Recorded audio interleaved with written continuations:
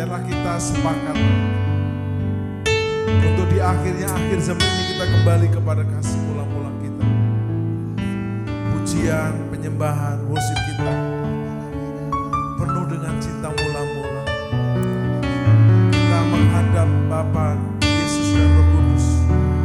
Bukan banyak permintaan, bukan banyak permohonan, tapi banyak kasih dan menyembah Dia. Satu hal yang ku rindukan, ya Tuhan, selalu berada di dekat-Mu dengan senang hati, dengan senang jiwa.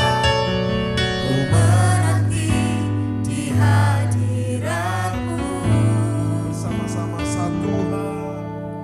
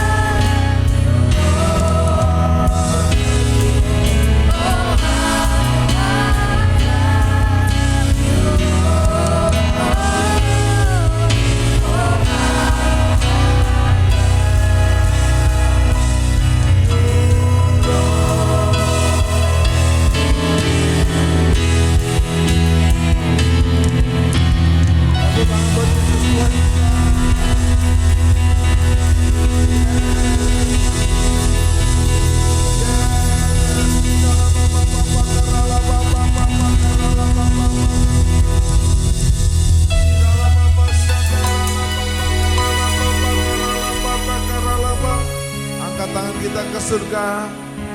Oh, I love you, Lord. Oh, I love you, Lord. Oh, I love you, Lord. We love you, Lord. With all of my heart, I love your presence, Lord. Oh, I love you, Lord. I love our hearts. I love you, Lord. Irala baba karala masandera bakasiana rama. Irala masandera baba karala.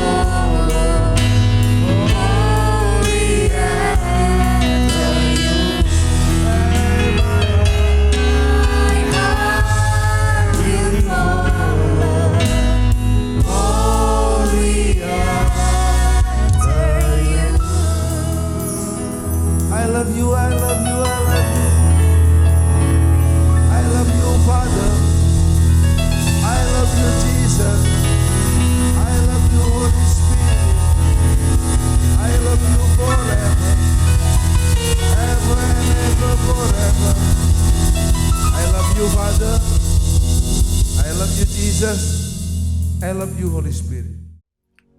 Salam penyembahan. Sobat penyembah, kita jumpa kembali dalam program Worship at Home, menyembah dari rumah.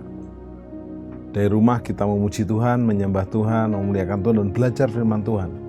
Setelah kita bersama berdoa, memuji dan menyembah Tuhan, bersama-sama kita akan menggali firman Tuhan yang tak pernah gagal. Dan telah hadir narasumber kita, Pastor Haryo. Shalom. Ya, supaya akrab saya panggilnya Mas Haryo aja. Saya dipanggil Mas Tim. Mas Tim, ya, baik. Mas Haryo, kita akan belajar dan menggali sama-sama tentang mujizat panggilan pelayanan. Jadi ada panggilan hidup, panggilan pelayanan. Bagaimana Pak Haryo yang baru bertobat, bahkan sementara mau dibaptis, bisa terpanggil untuk membantu gereja itu, pendetanya bikin kolam baptisan. Pasti nggak dihitung sebagai kuli atau tukang. Gimana? Ya, jadi gini Pak Tim. Jadi saya rasa kita mesti tahu ada panggilan umum dan panggilan khusus. Jadi kalau panggilan umum itu setiap orang, setiap jemaat, setiap orang percaya itu harus melayani Tuhan, ya. Melayani dalam bentuk doa, lalu ya bekerja buat Tuhan yang apa yang dia mesti lakukan. Lalu kalau panggilan khusus, ya tentu ada yang dipanggil secara khusus untuk jadi hamba Tuhan atau penginjil atau pendeta atau pastor, gembala begitu. Nah, saya akan mulai dengan panggilan pelayanan yang umum dulu. Ya. Begitu Pak diselamatkan, bertobat, terus pada bulan Desember karena pas Natal, menjelang bulan April mau Paskah kan proses mau dibaptis, selain katekisasi, pembinaan, ternyata Pak terpanggil secara umum untuk membantu bikin kolam. Ceritanya gimana? Ya, puji Tuhan. Jadi setelah saya dibaptis, Bapak Ibu Saudara, setelah saya bertobat percaya Tuhan Yesus, itu kan itu gereja kecil, artinya gereja perintisan. Jadi kami di situ melayani Tuhan. Ya, ada anak-anak sekolah minggu kita layani, akhirnya juga terjun pelayanan di sekolah minggu, jemput-jemput sekolah minggu, lalu apa aja yang kita perlu lakukan, pokoknya hari kosong, Sabtu Minggu kita ke gereja. Ya. Jadi saya waktu itu belum dibaptis. Nah, suatu kali Bapak Pendeta, Bapak Gembala memberitahu juga bahwa seorang yang percaya harus dibaptis. Firman Tuhan dalam Kisah Para Rasul berkata, barang siapa percaya dan dibaptis, ia akan diselamatkan. Ya. Jadi kita harus masuki namanya baptisan. Nah, untuk sementara di situ belum ada kolam baptisan, Pak Tim. Jadi akhirnya bagaimana ini caranya? Ya, memang kita belum kepikiran pergi ke kolam renang dan lain sebagainya, karena pada waktu itu kolam renang sangat jarang dan biayanya tidak terjangkau bagi kami kalau memang mau masuk ke situ. Akhirnya ya kita sepakat dengan teman-teman yang lain. Ya, yuk kita bangun kolam baptisan sendiri. Ya. Di belakang gereja ada tanah sedikit, lalu kita bangun secara gotong royong dengan Pak Gembala juga untuk bangun kolam baptisan itu, dan akhirnya jadilah kolam baptisan secara sederhana, dan airnya belum ada, ya kita sendiri yang mengisi dengan air kolam itu. Akhirnya Pak sendiri yang dibaptis. Ya, dan saya yang pertama kali dibaptis di kolam itu. Wow. Berikutnya Pak terpanggil pelayanan. Jadi ini kita mau bicara mujizat panggilan pelayanan. Dari umum akhirnya ke khusus. Saya mau bahas yang umum dulu. Jadi pokoknya totalitas Sabtu Minggu pelayanan untuk Tuhan ya. Itu karena full mengasihi Tuhan atau ada seseorang wanita di situ yang cantik? Harus jelas. Ya gini, jadi harus jujur. Ya.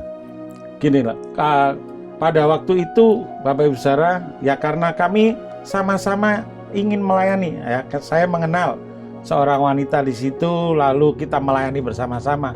Itu pun proses, jadi kita melayani Tuhan, ya dua-duanya mestinya, karena kita sama-sama, ya kita memang tujuannya melayani Tuhan, gitu ya. teman saya juga mau melayani Tuhan, saya juga mau melayani Tuhan. Dipersatukan karena pelayanan ya. Dipersatukan karena pelayanan. Bukan karena mencari wanita terus melayani, bukan. Ya, bukan. Wow.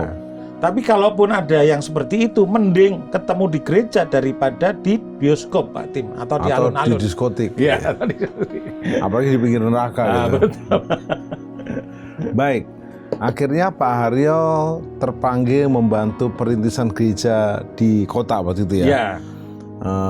Saya dengar Pak diajak untuk merintis persekutuan doa Betani, akhirnya menjadi gereja, dan Pak akhirnya terpanggil sepenuh waktu. Ceritakan. Ya. Jadi pada waktu itu saya melayani di sebuah persekutuan doa, persekutuan anak-anak muda begitu. Nah, saya juga tergabung di situ, melayani di situ, dan akhirnya persekutuan itu menjadi sebuah gereja karena kita sudah biasa melayani di situ. Maka pada waktu menjadi gereja itu kan penata layanannya lebih komplit lagi tuh. Maka saya menyerahkan hidup saya sebagai tenaga part-timer pada waktu itu, yaitu untuk menjadi sekretaris. Ya, kerjaannya sekretaris itu apa ya? Ya macam-macam, termasuk pelayanan yang paling luar biasa itu, yaitu yang menjadi penulis OHP. Dulu kan OHP, Pak Tim. Jadi pujian pakai transparan, ditulis pakai spidol, hampir semua saya yang nulis dari A sampai Z. Jadi pokoknya melayani Tuhan gitu ya. Jadi menulis lagu pujian dari A sampai Z pakai transparan, dan pelayanan saya yang pertama adalah OHP itu. Wow. Ya. Dari part-time sekretaris akhirnya menjadi full-time, jadi tidak sempat jadi tani ya? Oh, tidak sempat ya. Wow. Suatu kali memang setelah, pada waktu itu kan status saya masih mahasiswa pelayanan, jadi mahasiswa juga melayani Tuhan. Nah, pada waktu lulus itulah, itu satu momen yang sangat krusial. Ya, pada waktu lulus kan tentu ada banyak pilihan. Saya mau bekerja, tinggalkan kota Jember, atau saya mau melayani Tuhan. Itu saya sesuatu yang pilihan yang itu luar biasa. secara khusus. Ya, melayani Tuhan secara sepenuh waktu ya. sepenuh waktu. Apakah Bapak mau menerapkan ilmu sarjana pertaniannya atau di ladang Tuhan menjangkau jiwa? Gimana pergumulannya? Nah, dan itu belum menikah ya? Belum menikah. Ya. Pada waktu itu saya kita saudara, kalau kita percaya Tuhan Yesus, jangan takut Anda tidak punya pekerjaan ya. Jadi banyak sarjana yang nganggur, banyak sarjana yang putus pengharapan, tidak punya pekerjaan. Tapi kalau kita di ladang Tuhan, di pekerjaan Tuhan, di saudara-saudara seiman banyak. Pada waktu itu setelah saya lulus, ada seorang teman atau seorang saudara seiman yang menawarkan, yuk ayo kerja di tempatnya itu, pabriknya gitu. Ya mungkin bukan pabriknya dia, paling saudaranya atau masih ada hubungan di kota Solo, pabrik jamu namanya PT Deltomed pada waktu itu, Pak Tim.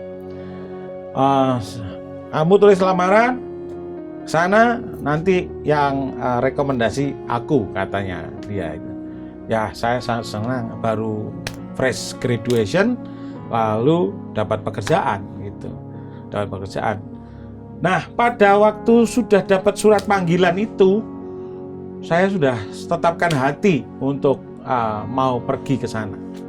Tapi kan saya punya mentor-mentor rohani, Pak, di gereja itu ada Bapak Ibu Gembala, ada teman-teman pelayanan. Saya datang kepada mereka, saya minta konfirmasi gitu. Nah, sampai pada Bapak Ibu Gembala itu konfirmasinya sangat bertentangan ya. Artinya suatu kali Ibu Gembala, saya datang mau pamit atau mau menunjukkan ini. Ibu Gembala berkata kepada saya, Haryo, panggilanmu itu bukan bekerja, panggilanmu itu melayani Tuhan. Wah, itu satu sesuatu yang menemplak. Mau melayani Tuhan atau mau bekerja? Ya kalau bekerja, saya kan dapat duit.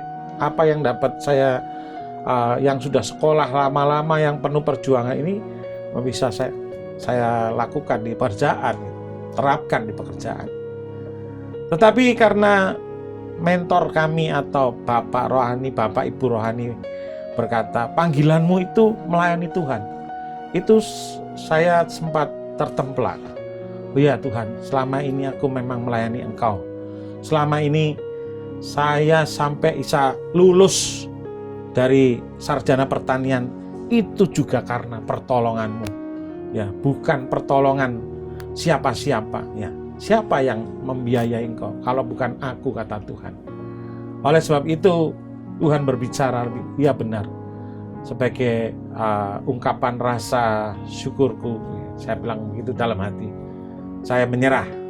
Akhirnya saya memutuskan melayani Tuhan.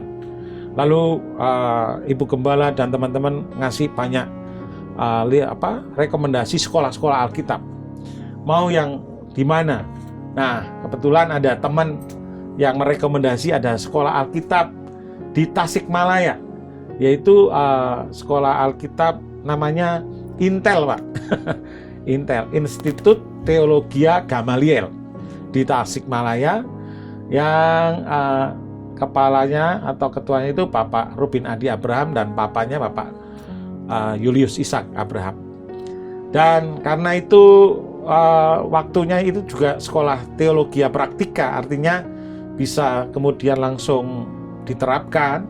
Maka akhirnya saya memutuskan tidak berangkat ke pekerjaan di Solo, tetapi memutuskan berangkat sekolah Alkitab di Tasikmalaya. Itu sudah menikah atau belum menikah? Belum menikah. Di Tasikmalaya berapa lama? Di Tasikmalaya setahun kuliah, lalu setengah tahun praktek. Prakteknya balik ke Jember lagi? Ya, praktek di situ sebentar, lalu kembali ke Jember. Akhirnya menjadi sepenuh waktu di kantor gereja? Ya, sepenuh waktu di kantor gereja. Terus menikah? Menikah. Lalu berapa tahun mengabdi di gereja Tuhan di Jember itu? Ya kalau dihitung dari pertama merintis ya 92, itu akhirnya 97, 5 tahun saya diusulkan untuk dijadikan pendeta pembantu PDP, ya. Pada waktu itu setelah menikah diusulkan jadi pendeta pembantu. Lalu istri saya juga akhirnya tahun 97 diusulkan jadi pendeta pembantu. Jadi kami sama-sama melayani Tuhan sepenuh waktu. Pendeta pembantu, membantu pendeta ya. Pendeta membantu pendeta. Baik. Akhirnya Pak Haryo memutuskan suami istri keluar dari gereja Tuhan di Jember itu. Ya. Lalu mulai terpanggil untuk merintis sendiri. Ceritanya gimana? Setelah sekian lama itu ya sekian lama itu artinya lebih dari 10 tahun. Tahun 2003 ya. 2003 ya, Tuhan itu sebelumnya tahun-tahun sebelumnya Tuhan itu berbicara kepada kami, ya.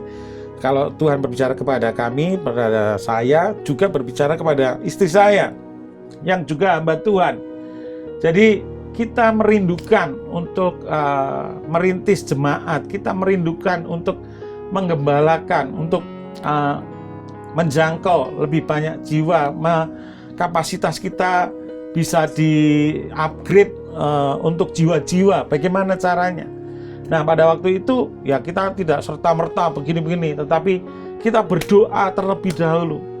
Setiap kali kita berdoa untuk kemana kita akan melangkah, kemana kita akan pergi, kepada siapa kita akan berbagi visi ini, gitu, saudara. Itu melalui proses yang tidak sempit, ya, tidak singkat, atau proses yang panjang, Pak Tim. Itu, jadi akhirnya suatu kali ya Tuhan tunjukkan seseorang, dan akhirnya tahun 2003 itu kami memutuskan untuk pergi dari kota Jember. Baik. Dan melayani. Akhirnya Pak Haryo merintis pelayanan sendiri sama istri, beberapa saat di Surabaya, terus di Jogja. Dan yang saya mau tanyakan, gimana panggilan Pak Haryo bisa menerima mujizat panggilan untuk ke Bekasi? Ini luar biasa Pak Tim. Pak Tim ini mestinya lebih tahu karena hambanya ini adalah mentor saya gitu ya. Hambanya ini yang mengutus saya. Jadi kayaknya Tuhan yang mengutus ya. Saya Tuhan kayak yang takut. mengutus lewat hambanya Iya. Pak Timotius Hardono. Jadi karena hambanya ini yang punya hati misi, merintis di mana-mana, di Surabaya, di seluruh Indonesia, bahkan merintis sampai ke luar negeri, Philadelphia, Korea, dan lain sebagainya. Nah, suatu kali saya ditugaskan untuk menjadi gembala misi di Surabaya. Waktu gembala misi di Surabaya, ya melayani Tuhan di Surabaya, Bapak Ibu Saudara. Lalu setelah selesai di Surabaya, maka kita ke Jogja. Nah, di Jogja kita sama-sama di jemaat Jogja sama teman-teman pelayanan di sana. Lalu suatu kali mentor kami yang adalah hambanya ini berkata, oh di Jakarta ada tempat pelayanan, ayo Pak Aryo, Bu Marta ke sana ya, ke sana untuk merintis. Sebagai seorang prajurit, Bapak Ibu Saudara, kita hanya katakan siap, gitu ya. Siap komandan gitu ya. Mau pergi kemana-mana kita siap aja. Akhirnya kita melayani di Bekasi. Ada satu tempat di situ yang di daerah Harapan Indah, di Harapan Indah Bekasi. Harapan Indah itu di situ penuh dengan harapan yang indah. Pak Haryo, saya bersyukur boleh menjadi sahabat atau saksi untuk Pak Haryo menerima panggilan pelayanan. Jadi ada 2 ruko, 2 lantai dari teman kami yang kosong. Saya selalu berpikir gereja baru bisa dimulai kalau ada 4 mukjizat, yaitu mukjizat calon gembala, Pak Haryo sudah sendiri, 2 calon tempat, ruko ini kosong, dan juga 12 jemaat atau dana yang diberikan.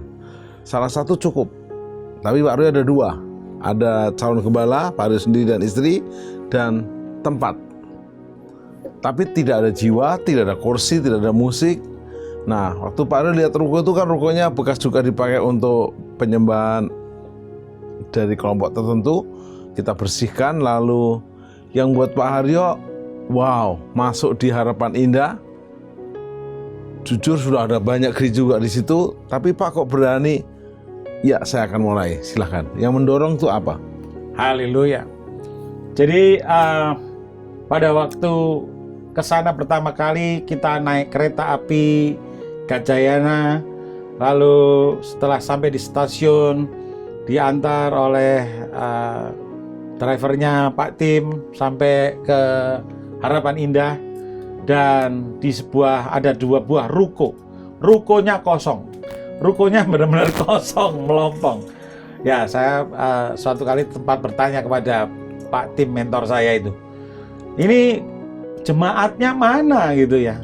Biasanya orang kalau diutus, wah langsung jadi gembala ya, langsung khotbah di hadapan jemaat. Ini yang diutus hanya ada ruko kosong, melompong, nggak ada apa-apanya ya.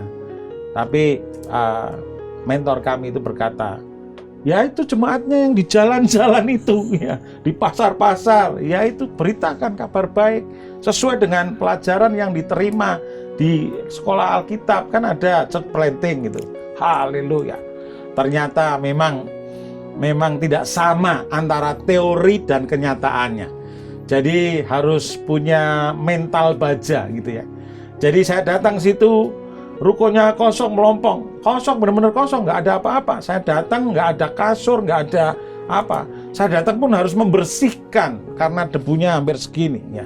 Semua, karena itu ternyata ruko lama nggak ditempati ya. Jadi mulai di situ, mulai mengalir di situ bersama dukungan dari ya tentu doanya hambanya ini ya yang Jadi mengutus saya. kata masih ingat namanya waktu itu Rumah Doa Mujizat ya. Tidak ada jemaat, tidak ada kursi, nggak ada sistem. Akhirnya Tuhan kirimkan jiwa. Gimana ceritanya? Ya, jadi saya waktu itu hanya berdua dengan istri saya. Yang kita lakukan itu hanya doa, doa, dan doa. Pagi doa pagi, siang doa siang, sore kami doa keliling sekitar tempat itu. Ya, sekitar tempat itu. Jadi waktu pasang spanduk itu nggak ada jemaat juga? Nggak ada jemaat, ya. Modalnya spanduk aja ya? Spanduk aja. Jadi hanya nggak ada alat musik, tidak ada kursi, ya nggak ada. Saya punya gitar aja yang kita bawa dari Jogja ya, punya gitar kerompong itu satu. Ya. Lalu kita kalau berdoa, kalau tutup mata, lihat itu ada alat-alat musik, ada jemaat yang memuji Tuhan. Tapi saat melek mata nggak ada. Itu namanya iman, ya. Saya berdoa, ada alat musik, ada drum, ada keyboard, melek mata nggak ada, ya. Tutup mata, ada jemaat, ada orang-orang yang angkat tangan memuji Tuhan, melek mata nggak ada. Jadi itu yang kita lakukan. Tapi saya kira-kira percaya, berapa lama itu? Kira-kira ada kalau 2-3 tahun. Jadi itu kita datang 2005, 27 baru diresmikan itu gereja. Dan itu luar biasa, ya. Yang paling luar biasa lagi itu suatu kali ada tetangga, Pak Tim. Tetangga datang, lalu dia ketok-ketok pintu dan tanya, "Pak, ini katanya mau dibuat gereja ya?" "Oh iya." "Ada sekolah minggunya enggak? Ada enggak?" Ya, saya bilang ada, padahal belum ada. Saya ada. Kapan dimulai? Minggu depan, ya. Jadi minggu depan itu akhirnya kita mulai, ya, pelayanan melayani jemaat, yaitu 2 orang anak, ya, tetangga depan kami. Anak-anaknya dibawa dan kita ngajar. Istri saya nyanyi happy ya ya ya, happy ye ye ye.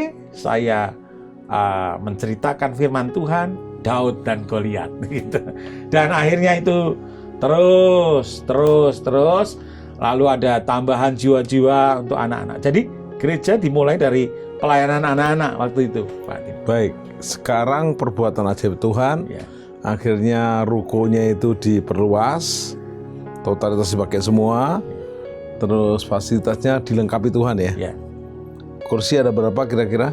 Kursi ada 100. 100 Ya. kursi, sound system lengkap, Lengkap. alatnya apa aja? Jadi, kalau kita bicara tentang lengkap, itu masih sisa-sisa, Pak Tim. Sisa-sisa. Sisa-sisa. Jadi, Tuhan itu luar biasa. Kalau kami membutuhkan sesuatu, kami berdoa. Tuhan menjadi saksi bahwa di sana tidak ada hutang, tidak pernah hutang. Ya. Kita berdoa untuk sound system, Tuhan kirimkan sound system.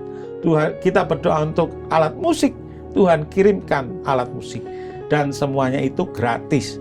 Dan semuanya itu kita tidak bayar. Bahkan setelah kita punya alat musik, ada yang memberkati alat musik baru. Maka alat musik yang lama kita salurkan di gereja lain. Itu free. Kita dapat free, kita salurkan free. Dan pengerja Tuhan kirim, jemaat Tuhan kirim. Ya, haleluya. Wow. Coba ceritakan. Karena Pak Haryo di Harapan Indah kadang-kadang harus meeting bersama saya di kota Jakarta, naik motor, Ya, naik motor. Cukup capek, lelah, dan suatu saat motornya dijual ya, betul ya? Iya, betul. Untuk menabur pekerjaan Iya. Tuhan. Terus akhirnya bisa dapat ganti mobil dari Tuhan. Nah, itu Haleluya. ceritakan coba. Wow. Haleluya. Jadi itu memang suka duka dalam pelayanan, Pak Tim. Jadi ada duka, ada sukacita. Ya, Tapi sukanya sedikit lah ya. Dibanding sukanya ya. Sukacita melayani Tuhan banyak ya. Jadi ceritanya begini, saya kan mesti Bukan ceritanya, kisahnya. Kalau cerita kan fiksi. Fiksi. Ini kisah Ini nyata. Kisah nyata. Kisah nyata. Jadi kan kami melayani True story, membantu pelayanan hambanya Pak Tim itu waktu itu di gedung Setiabudi. Di Setiabudi, lalu ke Kuningan City. Tiap hari kalau Pak Tim ada di Jakarta, kita ketemuan. Ya kemana-mana saya ketemuan naik sepeda motor, kemana-mana ya.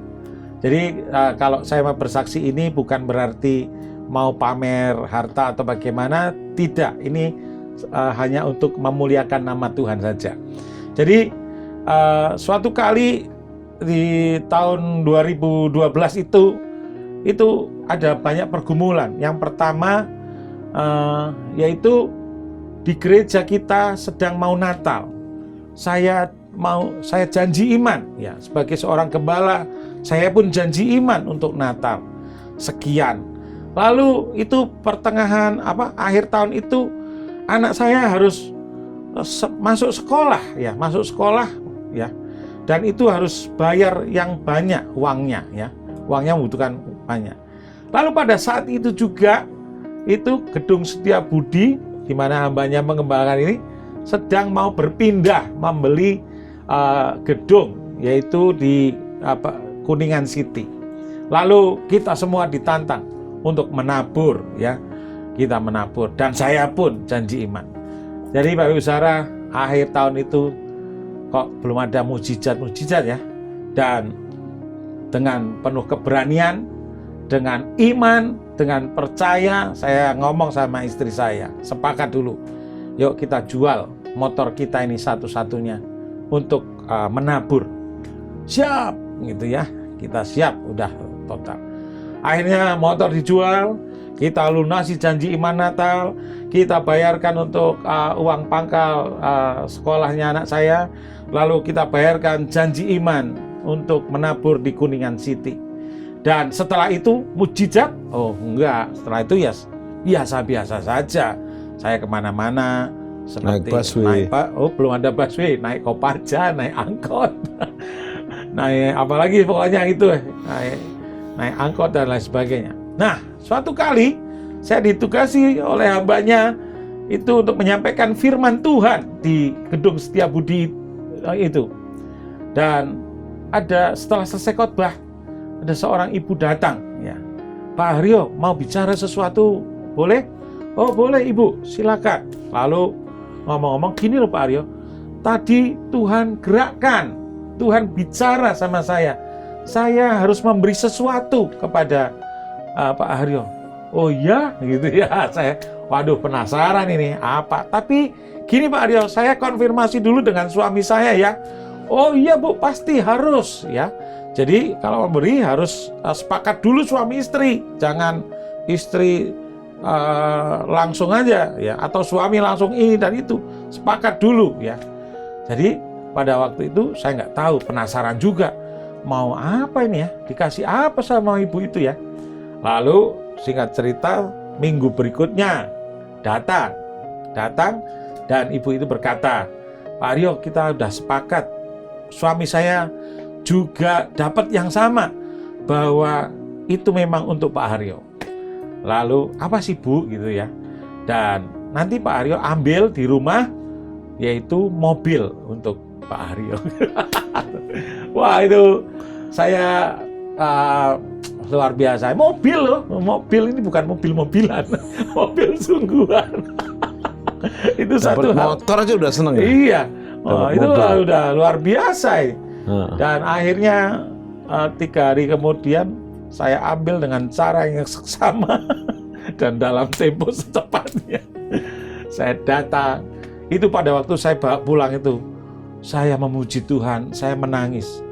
Ini perbuatan Tuhan yang luar biasa. Terus dibalik nama lagi? Iya. Langsung? Oh enggak, pada waktu STNK-nya mau habis, saya datang lah. Jangan-jangan ini bukan saya datang, jangan-jangan hanya dipinjemi doang. Ya. Yeah. Akhirnya mau pinjem BPKB-nya, Pak, Bu, ini mau STNK mau habis. Lalu mereka bilang, udah Pak Haryo, balik nama sekalian aja gitu. Oh haleluya. Dan itu memang Tuhan Pak Tim. Tuhan luar biasa, Tuhan yang memberkati, bukan kuat dan gagah kita. Siapa sih kita? Jadi waktu setir mobil yang baru bawa dari ibu rumah itu, rasanya gimana? Wah itu sendiri atau sama istri? Sendiri. Itu ya antara tangis dan tawa. Ya menangis, ya tertawa karena mujizat Tuhan, ya menangis karena kok Tuhan bisa mendengar doa kita, terharu. Saya percaya Pak Haryo tidak pernah berharap yang namanya fasilitas Tetapi ternyata Tuhan yang menambahkan seperti Matius 6 ayat 33. Tetapi carilah dahulu kerajaan Allah dan kebenarannya, maka semuanya ditambahkan. Saya juga punya pengalaman nih, kalau sebagai host bersaksi. Saya kalau Pak menjual motor, saya jual mobil. Jadi waktu pembelian gedung yang sama itu, di lantai 36 Aksa Kuningan City itu, istri saya kan berkata, nabur. Nabur apa? Maka saya tantang istri, tabur rumah. Wah, enggak terima dia, karena kita tinggal di mana. Saya berpikir ya rumah bisa kontrak, tapi istri punya hikmat, kita top upkan rumah sehingga kreditnya diperpanjang, dan hasil rumahnya itu kira-kira waktu itu 1 M ya, kami bawa ke gereja sehingga bisa memulai. Tetapi langsung istri saya berkata, nabur lagi untuk renovasi. Wah, tegang. Saya bilang, saya enggak mau, sudah nantang terus. Nih. Bukan, saya enggak mau nantang, kita harus nabur dulu. Maka saya berkata sama istri, ya udah, kita nabur mobil. Istri saya bilang, loh, iya kan ada 2 mobil, yang Innova kamu sama anak-anak, yang saya Avanza. Ya udahlah, saya tak naik motor saja. Naik motornya supir saya, kita nggak punya motor juga.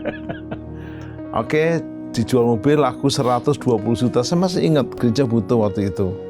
Dan dibayar 2 kali 100 sama 20. Saya naik motor 3 bulan, saya mulai nggak kuat. Saya merasa harus pakai helm, nyisir dulu segala macam. Jadi saya bilang sama istri saya, uangnya kan 100 udah dikasih gereja, sisa 20. Itu saya mau ambil deh untuk uang muka. Saya nggak bisa, baru saja dibayarkan untuk gereja. Haleluya. Tapi Anda tahu, ada yang menabur mobil. Haleluya. Sepertinya orang yang nabur mobil itu sama. Wah, luar biasa. Jadi cuma yang ditabur ke saya mobil yang baru, merek Proton. Itu dia minta maaf. Sorry, mereknya Proton gitu, dan manual.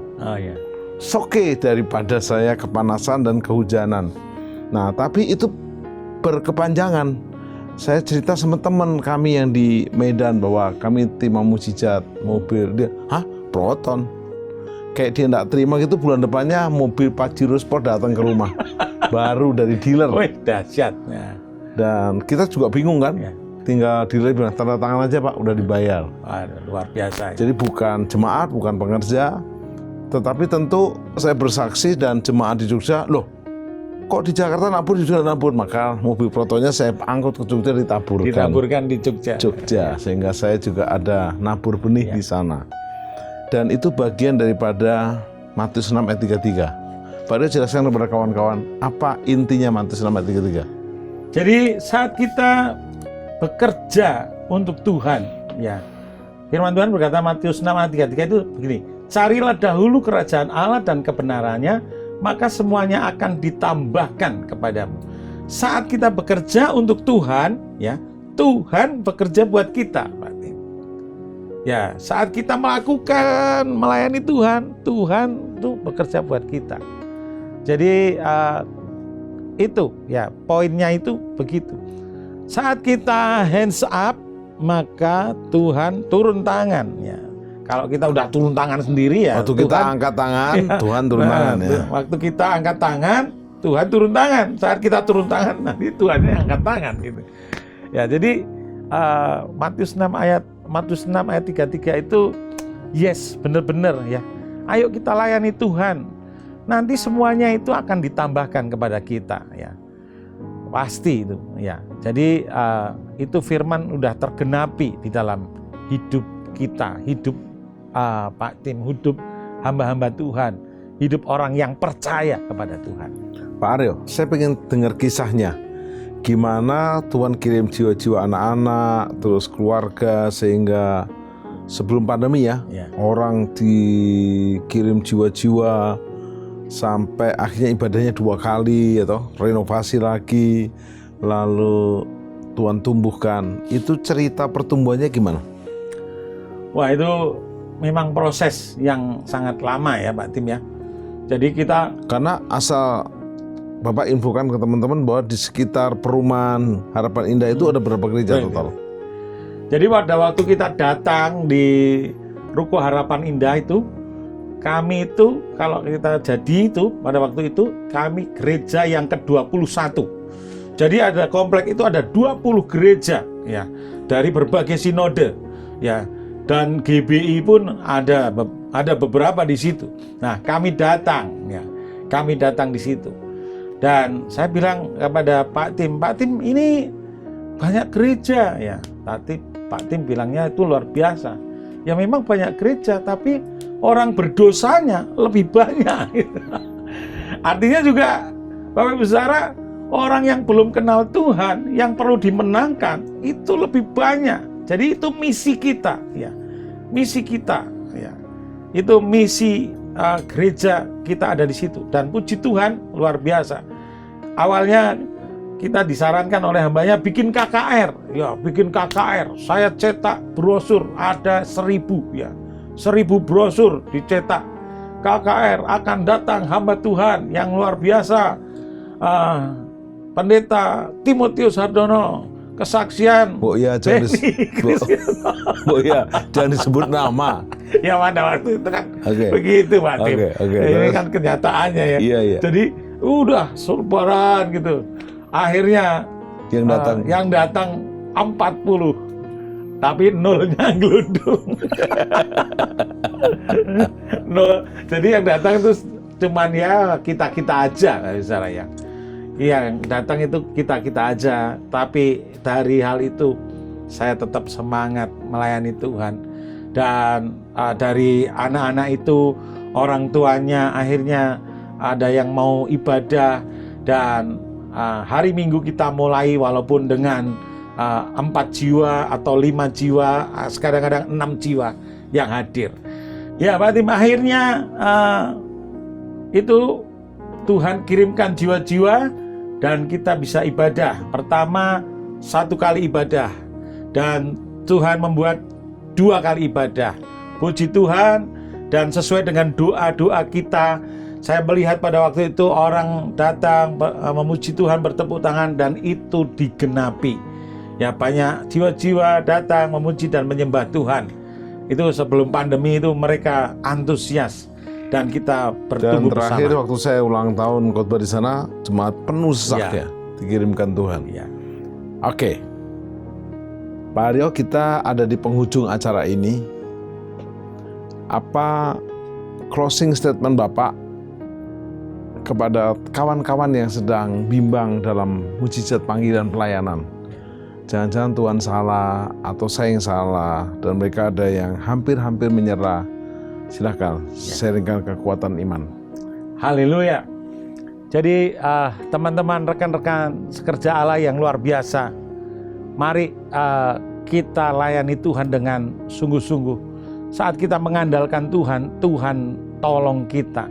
Jangan lelah bekerja di ladangnya Tuhan.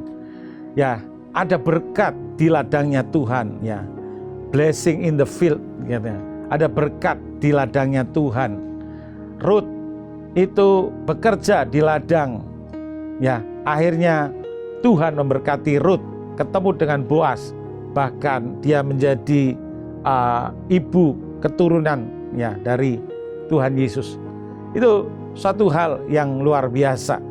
Jadi mari semangat melayani Tuhan. Memang ada hal-hal di mana ada duka cita, ya tadi saya katakan, ada penderitaan, tetapi kita percaya ya. Jadi Tuhan tolong kita, Tuhan beserta kita. Kalau kita melayani Tuhan dengan sungguh-sungguh, pasti ya kita hamba-hambanya tidak akan dibiarkan. Itu Pak Tim. Yes. Saya tutup dengan 1 Korintus 15 ayat 58. Karena itu saudara-saudara kekasih, berdirilah teguh dan jangan goyah. Giatlah selalu dalam pekerjaan Tuhan, sebab jerih payahmu dengan Tuhan tidak pernah sia-sia. Waktu saudara menjawab panggilan Tuhan, menjawab panggilan mujizat untuk panggilan melayani, nggak pernah sia-sia. Pasti Tuhan menyertai, memberkati. Bahkan waktu kita melaksanakan amanat agungnya, Yesus akan menyertai kita bersama kita sampai akhir zaman, di mana Tuhan turut bekerja sama bersama kita. Carilah dahulu kerajaan Allah dan semuanya akan ditambah-tambahkan. Tapi sukacita yang terpenting adalah waktu kita ketemu dengan Yesus. Yesus berkata, sahabat-sahabatku yang baik, engkau telah berkenan kepadaku dan hanya melakukan segala kehendak-Mu. Kalau Anda menerima panggilan, bukan hanya panggilan hidup, tapi panggilan pelayanan, jangan ragu-ragu, jawab yes. Yes. Ku jawab ya, ya, ya. Anda dipanggil dalam pertandingan kornika, olimpiade, kalau tidak mau juga diganti orang lain. Demikian juga panggilan hidup dan panggilan pelayanan. Berkatalah, yes, ini aku Tuhan, utuslah aku. Mari kita berdoa, sempurnakan sharing ini, mujizat panggilan pelayanan ini. Bukan hanya memberkati Pak Haryo hamba-Mu, tapi kami semua. Supaya kami bukan hanya berhenti menerima panggilan hidup, tapi juga panggilan pelayanan. Karena kami tahu Yesus lebih dulu melayani kami. Bapa memberikan Yesus Putra yang tunggal. Yesus memberikan nyawanya. Roh Kudus menuntun dan memimpin kami. Kami dan sekeluarga kami mengiring dan melayani Yesus sampai rapture dan sampai selama-lamanya. Amin. Sampai jumpa di program Worship at Home yang lebih luar biasa lagi. Yes! Selalu worship dan worship at home.